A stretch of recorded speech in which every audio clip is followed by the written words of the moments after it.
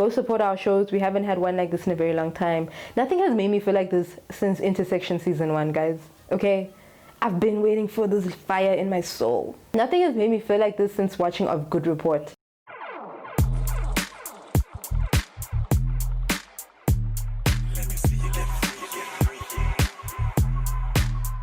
Hey everybody, welcome to the Juliet Kamanga show. I hope you're doing well. If you haven't watched Blood and Water, there may be spoilers. I'll warn you before I give you the ending away. So if you haven't watched the show and you don't mind hearing a few spoilers, look, I'm not going to give you so bad that it ruins the show, but yeah, you'll know things that are happening. So perhaps you should go watch the show first and come back and watch this. Otherwise, stay, whatever, man. If you're never going to watch the show but you just want to know what I thought of it, cool. So Blood and Water is a new South African show that was, distributed on Netflix, right? Which is exciting because Netflix is giving a lot of people the opportunity to showcase different types of shows that South Africa generally doesn't allow us to show. Blood and Water, I'm not gonna lie, has upped the game. It's the type of thing that I've been waiting for from South Africa because I haven't had the opportunity, obviously, to work with a lot of different productions yet.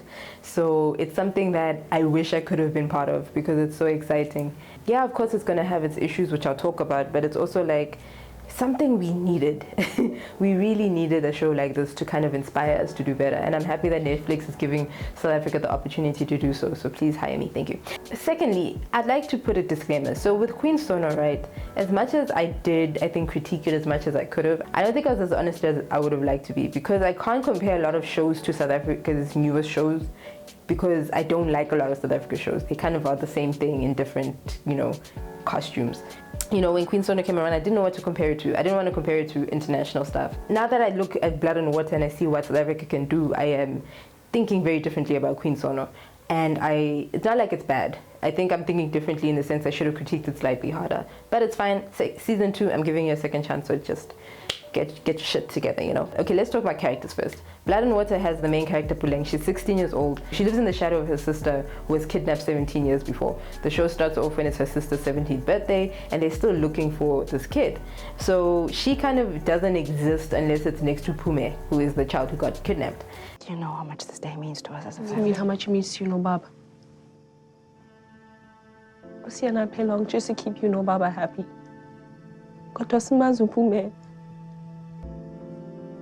And we never did. So Puleng is the type of character who I like a lot in our heroes. She's not perfect and I enjoy that a lot. I don't like perfect characters, they irritate me. There's nothing worse than a character who's so great that their only flaw is they can't commit because they've been hurt so much. Puleng came through, I was just like, yes, this is the character we've been needing, So you're gonna watch the light disappear real quick. Because Puleng kind of gives a freshness to how South African characters can be written, in the sense that she's an actual teenager. She's very confused, she's indecisive, she keeps changing her mind, she's on and then she's off. The irritation she gave me when she was trying to make decisions is the same irritation I had when I was a teenager trying to make decisions. So it was very refreshing to see someone like Puleng, showcased and characterized in such an interesting way, especially written by adults. They really tapped into who they were as teenagers. So Puleng assumes that Fikile is her sister just because there's similarities between them. And, Wade points it out. Remind me of that.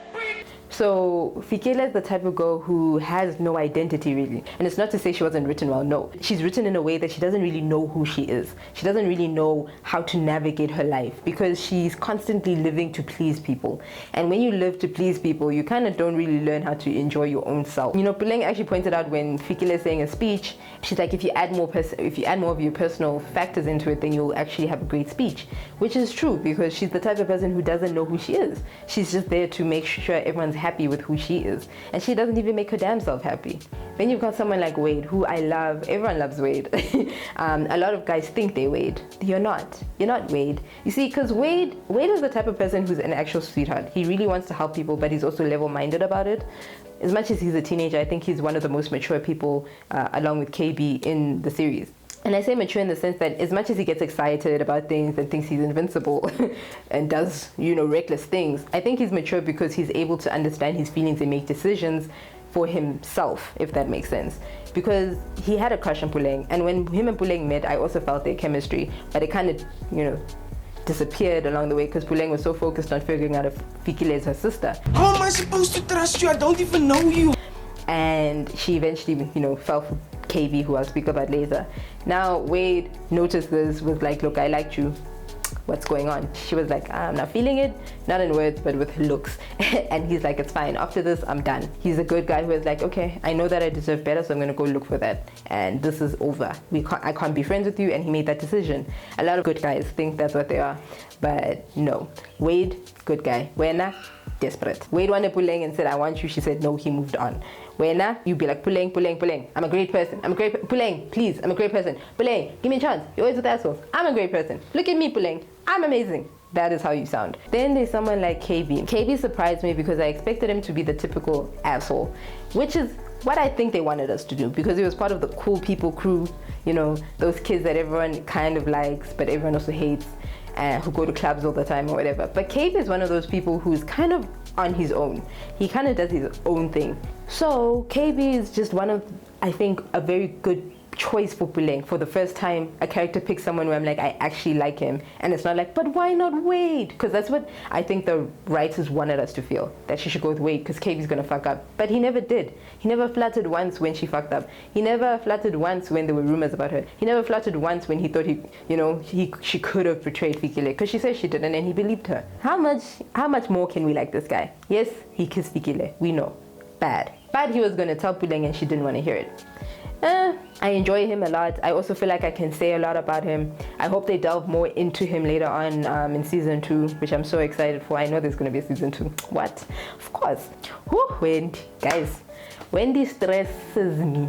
She stresses me equally as much as Chris stresses me. They are like the devil. They just irritate me. So let's start with Wendy. Wendy is the type of person who has no life of her own, so therefore she wants to ruin everyone else's. It's like she's in denial about the fact that she's a rich girl, so she wants to kind of go at everyone else who's a rich girl. And she just picked Fikile, because she just can't stand Fikile because everyone likes Fikile. I feel like them always crash.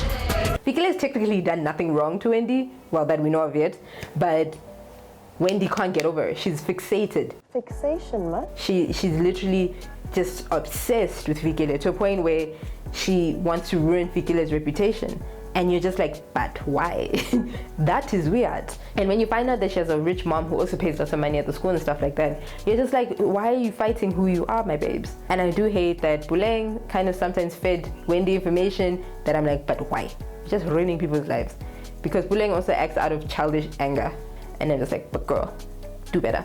Same with Wendy. Wendy, though, is like 10 times worse because she's like, I am going to prove I'm a good girl. And if you don't accept that I'm a good girl, I'm going to go tell the news. Fikile was having an affair with the swimming coach. Wendy decided, I'm going to go tell the news who the student was that was having an affair with the swimming coach. I'm just like, why? Why would you do that? You're a woman, you know how that shit is. Why would you do that? Like, guys, why would anyone do that? That's weird. Don't do that shit. In real life, guys, don't think that's a great way of revenge, kids. No. Then you got Chris. Chris is the type of person who's slightly like Wendy, but more in a less stuck-up, goody-two-shoes way. He thinks he's doing the right thing by feeding his friends information because he cares, not realizing that he is manipulating, you know? He's a very manipulative person. I'm sorry. Like, as much as you may feel some type of way about Chris, mayhaps, I just feel like he's manipulative. He knows Fikile is going to listen to him. I got your bag. You know I got you. You know I like you. You know you're my homie. You know I care about you. And then feeds bad information. I'm just like, I know Fikile can make up her own mind, but she can't though. That's the problem. These characters, I think, were so well developed that I can speak about them like they're tangible. I feel like I can see them. I can relate to them. I can picture people that I know like them. So I feel like the character development and the character writing was just proper. I really do. I feel like y'all did a good job. Y'all killed it. I really like it. The story, I ain't gonna lie, stressed me, okay? 6 episodes is not enough for anything. Please give me more next time. But aside from that, I think the thing with the story is that it was so well written. I get it, it's based, perhaps, if it is, based off a real story. But aside from that, it's adding the drama to a real story that makes people intrigued. You need that thing. You need that, like, that flame. You need to keep people interested, and they were able to keep me interested constantly. I wanted to know, what is Puleng gonna do now that she thinks that this girl's her sister? What reckless thing is this teenager gonna do that's realistic enough that we're like, oh, this is a teenager in South Africa? Like, I feel like personally it was realistic enough but also dramatic enough that I was able to stay engaged, where I wasn't like, this thing is stupid. The only thing I think they skipped out on was the DNA test. The mom did not react to the fact that she was charged 2,500 for a DNA test. She did not react, unless she's going to do it in season 2, so maybe. But nah, there's no way she would not have noticed that purchase. There should have been some drama there. Is she not questioning where it went? Yeah, guys. Other than that, I feel that, you know, the story was structured very well. It intrigued me from the get-go. At first, I was like, hi, but they're giving so much away. What else are they? You know, the minute we saw Fikile, we were assuming that's already the sister, but so did Buleng. We were with her. Then there was a point where, okay, so there are different types of storytelling, right? There's one where you know what the character knows. There's another one where you know more than the character knows. And there's another one where the character knows more than you, right? And you're figuring it out. This one kind of did a flip between you know what the character knows and then you knew more than the character knew. You know what I mean? You're figuring things out before they do and you're just waiting for them to catch up. And I think they did a very good way of structuring that, because in the beginning you know as much as Buleng knows, and then eventually you start to figure out a bit more than she knows, and there's this like, I don't know if I'm going to do this correctly, like a slight gradient of how it works. You know more, and then she starts to catch up with you, and the likes. You know what I mean? So nice to watch a show that's not disappointing for once. And I get it, sometimes it's not creators' faults, but whose fault is it? It has to be someone's fault. Okay, because there's a point where like someone is making the decisions and that person is wrong. The one thing I will say is that there's some dialogue that was slightly unrealistic. I always have this qualm, I'm using words here. I always have this qualm with like TV shows in South Africa. Sometimes the dialogue does not make sense for what's being said. Like you can, and I'm gonna sound like a broken record. You can write in a particular way, né? But when it gets to your character, when you hear them say it, that doesn't sound right. Not for the character per se, but for people to say. Like it doesn't sound like natural dialogue. So allow your characters to switch it up. As a director, be like, doesn't, you know, at the table read even, just be like, doesn't sound right. Just, you know, scratch it out and rewrite it so it sounds more natural. Not all the time, it wasn't 100% of the time. There were just things here and there. With the dad, I wish he spoke more vernac. And I tried calling you 1,000,000 times. Well, they must have missed me. I'm sorry. Well, that won't cut it this time. Like, there was something so natural about the way he spoke vernac versus English.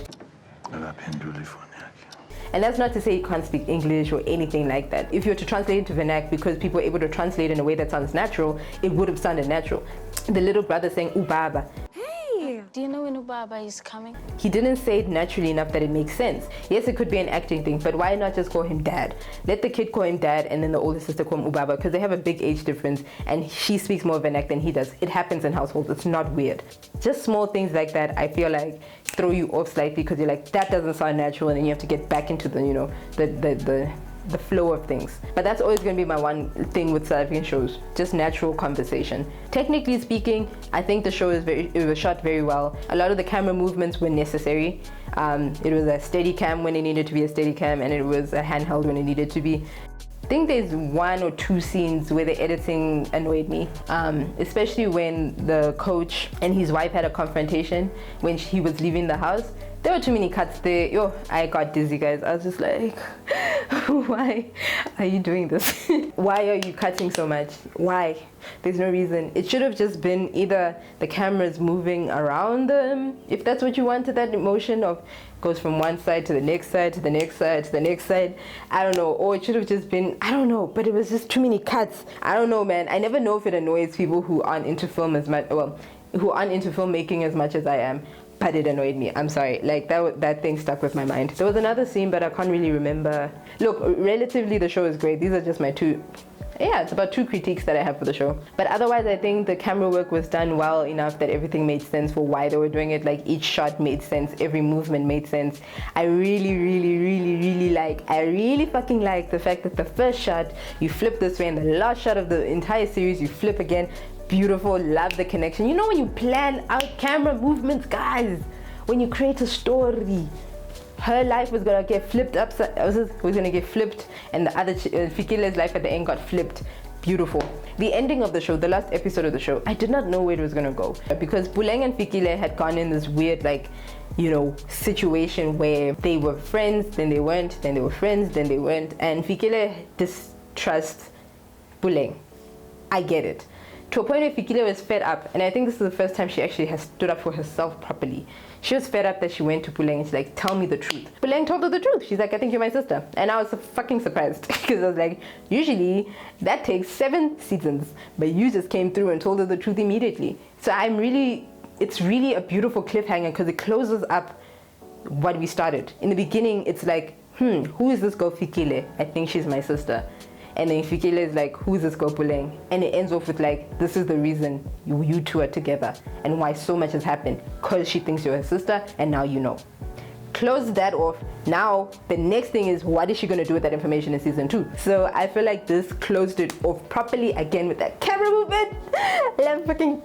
Sorry, I really want to work on the show. I don't know how I'm going to do it, but I'm going to message Gambit right now.